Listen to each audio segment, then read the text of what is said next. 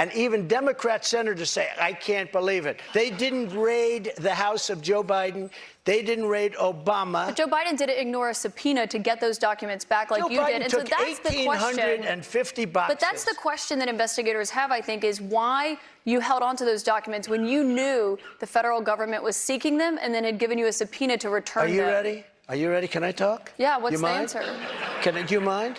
I would like for you to answer the question. Okay, it's very simple to answer. That's why I asked it. It's very simple to, you're a nasty person, I'll tell you. Yeah, she's not very nice towards the president of the United States, right? She should know better. If you look at what's gone to our country has gone to hell. Our borders are bad. Our military has been bad. You look at the taxes, you look at inflation, what's happened to inflation, it's just destroying our country. We've really become, in many ways, a third world country. And it's very sad what's happened in this administration. And it's something that will turn around on day one. We were energy independent. Now energy is at a level that we've never had to pay before. Yeah, he says everything he will do on day one, but I don't really believe that. We will see if he actually pulls through in this next couple of years, if he actually is doing what he promised he will do. Nobody can afford to continue to pay what's happening with energy, but we were energy independent. We were getting out of Afghanistan with strength and with dignity, and instead we got out, we looked like fools, probably the most embarrassing moment in the history of our country. One of the big problems was that Nancy Pelosi, Crazy Nancy as I affectionately call her, Crazy Nancy Pelosi and the mayor of Washington were in charge, as you know, of security, and they did not do their job. They're not in charge of the National Guard. You're in charge of the National Guard. Well, I offered them National Guard. I said, we'll give you soldiers, we'll give you National Guard, we'll give you whatever you want. And they turned me down. You're and in fact, she turned me down.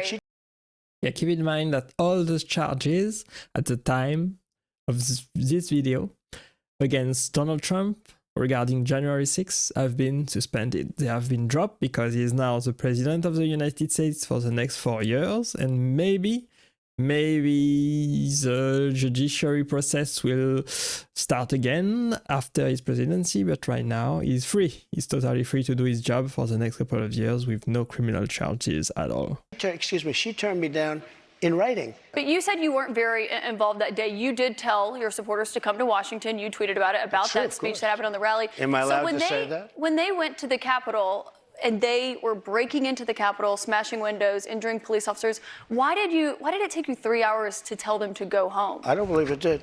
Oh, let me pull it out. I have to pull it out. Yeah, it did. It did take him 3 hours to go back. Tell them to go back home. So if you look at, on January 5th, the day before, I said, please support our Capitol Police and law enforcement. They are truly on the side of our country. Stay peaceful. Stay peaceful. This was the day before, and this was in the form of Twitter. Now I use Truth Social. I think it's far superior, okay? I hope everybody's on Truth. If you look January 6th, this is before 2:30.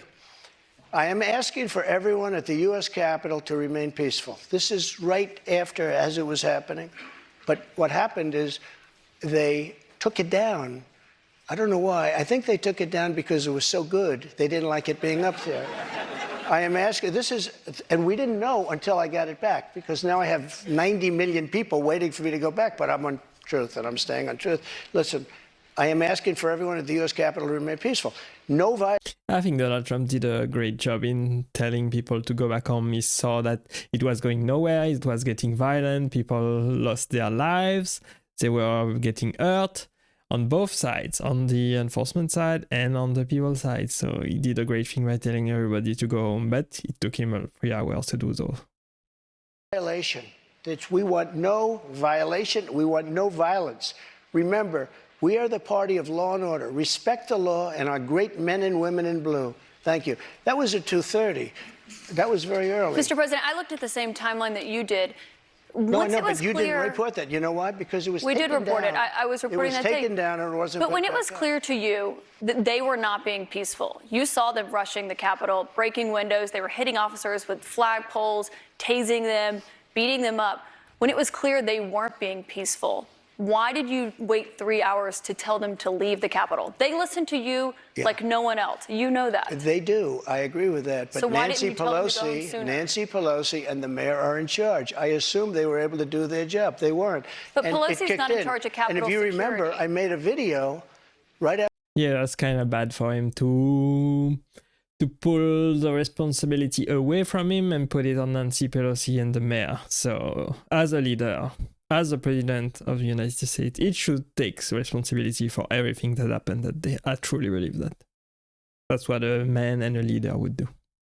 Outside the Oval Office in the Rose Garden, and I'm very proud of that video. I didn't have a script. I don't need scripts like a certain person that's in there right now. What time, the video, it came out much later after they had already attacked the Capitol. Going back to your influence, in that 3 hours, over 140 officers were injured that day. And a person named Ashley Babbitt was killed. Yes. You know what? She was killed, and she shouldn't have been killed. And that thug that killed her, there was no reason to shoot her. At blank range, cold blank range, they shot her. And she was a good person. She was a patriot. There was no reason. There was no reason. And he went on television to brag. Yeah. She basically disobeyed a direct order from this officer. So the officer shot her because he was trying to do his job right. But I truly believe that they should think twice before shooting anybody. They should think twice before using violence and using their guns. Even though they have force, they have the power, and they are free to do so, they should think twice to do it. About the fact that it was really unfortunate. Really unfortunate event that day. He killed her. The officer was not bragging about the fact that he killed her, but bragging. one person. Will you pardon the January 6 rioters who were convicted of federal offenses? I am inclined to pardon many of them. I can't say for every single one because a couple of them probably they got out of control. But, you know, when you look at Antifa, what they've done to Portland, and if you look at Antifa, look at what they've done to Minneapolis and so many other places. Look at what they did to Seattle and BLM. Many people were killed. These people, I'm not trying to justify anything, but you have two standards of justice in this country, and what they've done, and I love that question, because what they've done to so many people. Yeah, I agree with him. He's being pretty reasonable right here, and I agree that the justice system, unfortunately, is also not perfect and corrupt in some way, so that's very, very, very unfortunate. Is nothing. And then what they've done to these people, they've persecuted these people. And yeah, my answer is I am most likely, if I get in, I will most likely, I would say it will be a large portion of them. You know, they did a very, and it'll be very early on. And they're living in hell right now. So when it comes to pardons, they're living in hell. So we will see right now that he is a president, if he will actually pardon most of them. And they're policemen, and they're firemen, and they're soldiers, and they're carpenters and electricians, and they're great people. Many of them are just great people. Mr. President, one of the people who was convicted was a former policeman, but he was convicted of attacking a police officer, I should note. But when you said you are considering pardoning a large portion of those charged with crimes on January 6th, does that include the 4 Proud Boys members who were charged and convicted of seditious conspiracy? I don't know. I'd have to look at their case, but I will say in Washington, D.C., you cannot get a fair trial. You cannot. Just like in New York City, you can't get a fair trial either. This woman. Yeah, the justice system is not fair in many ways, unfortunately. I don't know her. I never met her. I have no idea who she is. I had a picture taken years ago with her and her husband, nice guy, John Johnson. He was a newscaster, very nice man. She called him an ape. Happens to be African American. Called him an ape. The judge wouldn't allow us to put that in. Her dog or her cat was named Vagina. The judge wouldn't allow to put that in. All of these things, but with her, they could put in anything. Access, this Hollywood, was a jury of 9 people who found you liable of sexual abuse. Do you think that will deter women from voting for you? No, I don't think so, because I think the whole thing. And he was right. Many, many women are working for Donald Trump, and many, many women did vote for him in 2024. So he was right about that. Just so you understand, ready? I never met this woman. I never saw this woman. This woman said, I met her at the front door of Bergdorf Goodman, which I rarely go into other than for a couple of charities. I met her in the front door. She was about 60 years old, and this is like 22, 23 years ago. I met her in the front door of Bergdorf Goodman. I was immediately attracted to her, and she was immediately attracted to me. And we had this great chemistry. We're walking into a crowded department store. We had this great chemistry, and a few minutes later, we end up in a room, a dressing room of Bergdorf Goodman, right near the cash register. And then she found out there were locks on the door. So she said, I found one that was open. She found one. She learned this at trial. She found one that was open. What kind of a woman meets somebody and brings them up, and within minutes, you're playing hanky-panky in a dressing room, okay?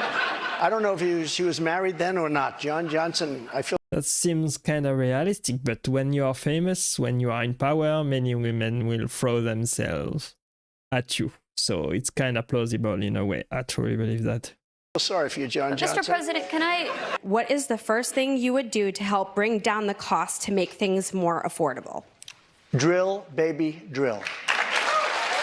Yeah, well, for sure, that's a great strategy to bring energy costs down, but it's not really environmentally friendly. When we have a debt limit, and they use that very seriously to me, they came in, Schumer came in with Nancy Pelosi, and they were using it, we'll violate it, we'll do whatever. They talked a whole lot different than they do right now. I say to the Republicans out there, congressmen, senators, if they don't give you massive cuts, you're going to have to do a default. And I don't believe they're going to do a default, because I think the Democrats will absolutely cave, because you don't want to have that happen.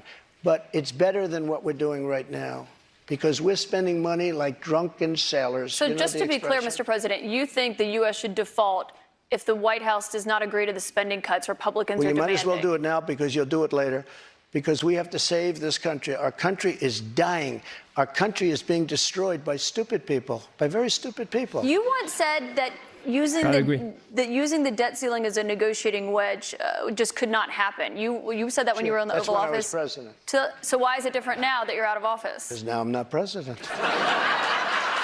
We have a very big. Well, now he is president, so we will see what happens. Hopefully, he will do a lot better this time than the last time around, and we'll get everything back on track. We will see.